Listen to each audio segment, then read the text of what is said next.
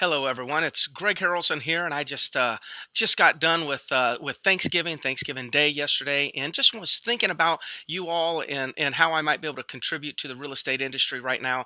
One of the things that I'm hearing that's kind of concerning to a lot of agents is that one question: Gosh, am I going to be able to keep my momentum? Am I going to be able to continue to make money during the holiday seasons, knowing that I've got my distractions as well as the distractions of buyers and sellers? So I want to go through that because, quite frankly, December can be one of your best months ever. And there's a few reasons why. Number one, buyers and sellers who are in the market talking about real estate during the holidays typically have to do something. It's not just a want to do something, it's a have to do something. So that's one thing. So the quality of the conversation that you're going to have is much greater than other times of the year.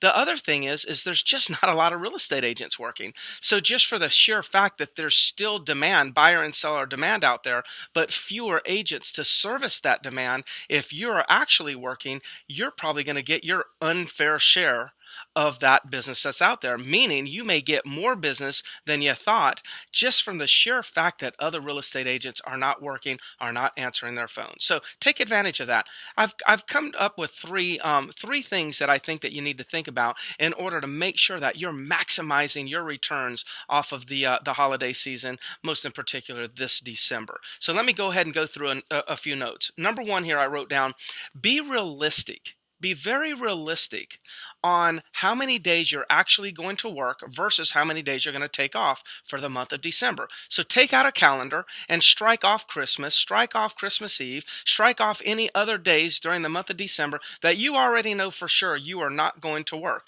You may strike off all the weekends. I don't know what you're going to do, but just go ahead and take out that calendar and figure that out and come up with how many days are you going to work versus how many days you're not going to work. And when you're not working, my suggestion is you maximize the fun that you're going to have during your time off.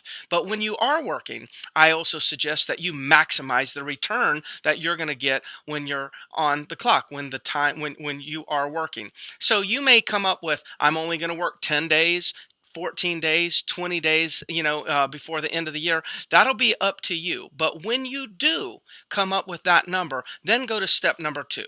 Go to step number two, and that is, now we're going to commit to blank hours of lead generation each day that we're going to work. So if you said, I'm going to work 14 more days, well, now you're going to say in step number two that I'm committed to blank hours, 2 hours, 3 hours, 4 hours. You fill in the blank based on the growth that you want to experience in your business.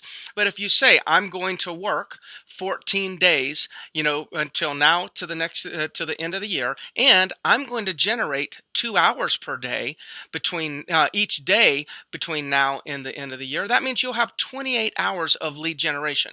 Now at this point, what you're going to have to do is step number three. You're going to say, okay, I am going to commit to doing blank with those 28 hours.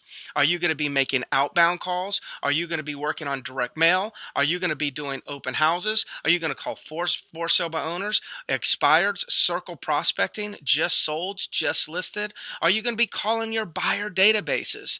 Are you going to, what form? Are you going to call rent bows, people that are trying to rent their properties on their own?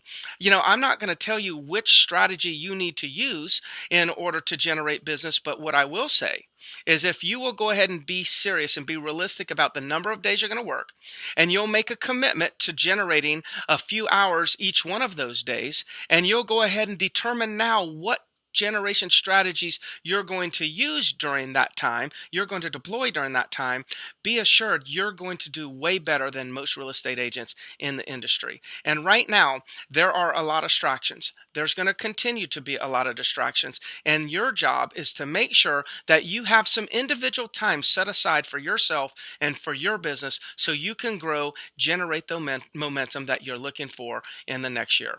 I hope that little tip helps. Of course, I'm Greg Harrelson, Century 21 Expert Advisors, as well as Century 21, the Harrelson Group in Myrtle Beach. So we've got offices in Charleston and Myrtle Beach. My commitment to the real estate industry and the agents that I work with is to help them develop develop beautiful careers for themselves that are profitable and give them the freedom to have plenty of time for their friends, their families, and whatever they want to do on a personal level. So if there's anything I can ever do for you, please reach out to me via email or Facebook. You can email me at gregharrelson@gmail.com.